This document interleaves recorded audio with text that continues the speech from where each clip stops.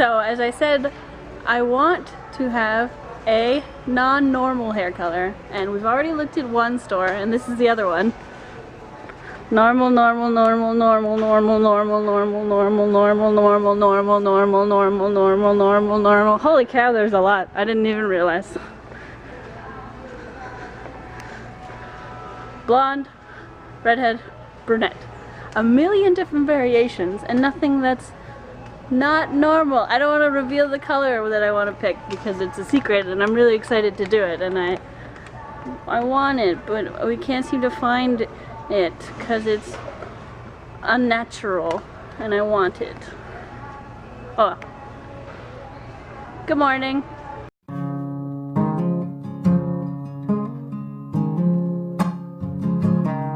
So I can finally talk about the super lovely things that happened yesterday.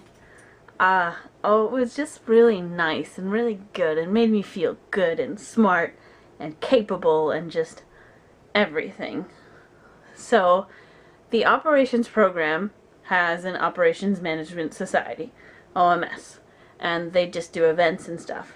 And so on Thursday there was a pizza lunch event that had all the first years, second years, and third years in the operations program get together. And then there was also a guest speaker who was a previous graduate from Durham College in the operations field, and he was out in the job and he was just talking about his job and stuff.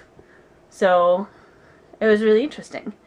And then I got to talk to him and we talked a little bit, and I normally can't talk to people like when it's important.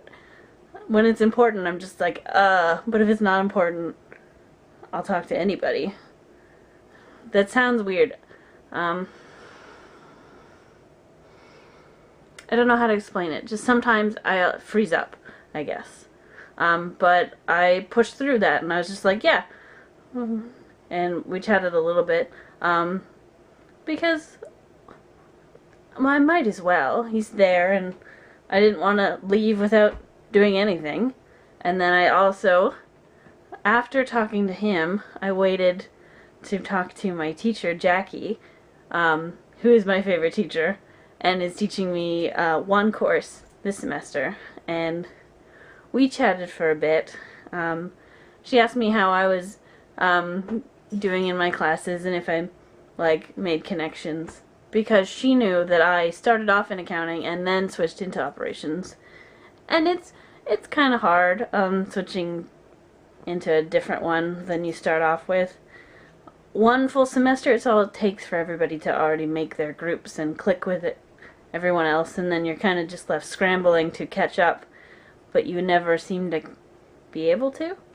And then I was talking to her about how I actually wanted to email the OM Society about that kind of thing, because we had a meeting 2 weeks ago and it briefly came up that they don't really get January start students to participate either.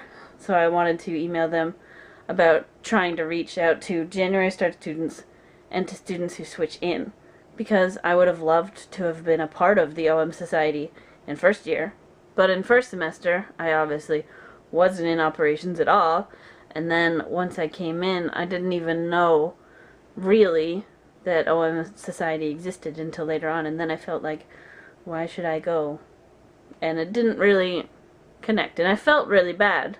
And she was like, yeah, you would be really good at that. Maybe you could you would be a good person to do that, because I went through it myself.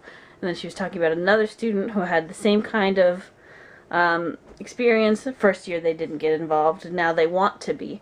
And then she was also talking about how they need more people to do work, and there's this big year-end event that's gonna happen.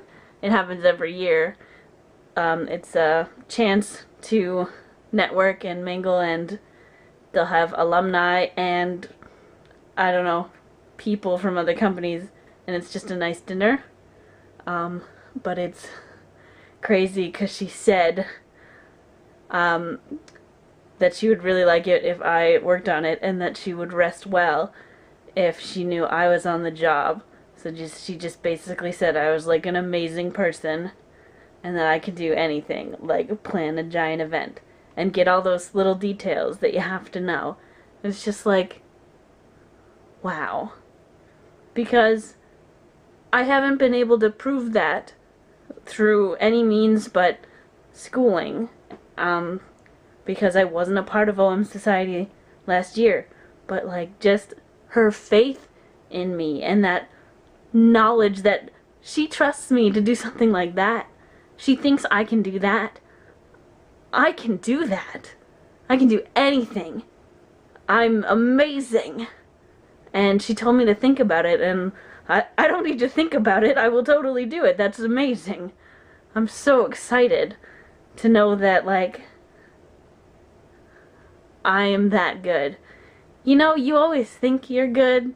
Sometimes you don't. Sometimes you're just like, you're the worst person ever. But when somebody, like, you respect and you trust their opinion and you know they're smart and they tell you you are amazing, that just leads you to go so far. And that's wonderful. And that's what happened to me. And that's what I wanted to talk about. Just how good and great it all is. It was spectacular. It made me feel great. I'm gonna feel great all freaking weekend, week, forever. This is such a good feeling and such a nice thing to have been said to you. I'm so happy. So I'm taking Arthur out for his late night walk before going to bed after a long, long day of work. For me, not for Arthur. I had an interesting day at work today. I got a new responsibility at my job. Now I have to, I'll only do it every like third week, but I get to what's called pulling holds. So at the library you can request to put certain books on hold. Like when you're like, hey, when that book is available, I want you to, put that under my name, and then no one else will take it, so I can come and pick it up. I'm sure you know what a hold is, but that's what it is. Anyways, I now get a big list that's like 6 pages long of all of the holds that like need to be pulled off the shelves, and I gotta go around for like an hour or so pulling them all off the shelves and giving them to the people to put the stickers on them and put them in the correct place to be on hold. I don't do the entire process, so that's why I don't quite know everything about it. But I got the list today, and I thought I was supposed to do the entire thing, so I was working at it for probably like an hour and 45 minutes, just like pulling all these books off. And then one of my coworkers came up to me. He's like, "Why are you still doing that?" I'm like, "Because I am. I'm sorry. I'm slow." Like, I was just still working. He's like, "Oh no, like you're only supposed to do it for an hour. You don't have to finish it. Like, it just needs to get done at some point, like throughout like the week." I was like, "Oh, okay." I thought I had to do the whole thing. He's like, "No, you only have to do it for like an hour." I was like, "Oh, okay." So I'd done it for like the first half of my shift, and it was interesting because I was pulling all the holds from the downstairs section of the library, which I haven't worked in, so it was tough trying to kind of find where everything was and like by the system that they have down there, because it's obviously very different from the system that we have upstairs. So it was interesting. So there was that, and then the second thing that I had to do at work was that there's going to be a tour stopping by at the library tomorrow. A tour of like the area for people that are new to Canada. And the tour actually starts and ends at the library. And since it's for people that are new to Canada, the library wants to make sure that our multilingual section is like spotless. So I had to spend a decent amount of time like tidying up the multicultural section. Like, we tidy up everything anyways, but that's the one that had to definitely look like pristine. So made sure that was all nice, and I pulled a bunch of holds. It was a pretty decent day of work, but safe to say, I'm tired now. It's been a long day, getting up early to go to school. Lydia and I were running errands, and then I had to work, and now I'm taking Arthur Bum for his walk. I'm pretty much ready to hit the hay. Right, Arthur? Right. Alright, guys. Time to go home and go to sleep, okay? Okay. Good night.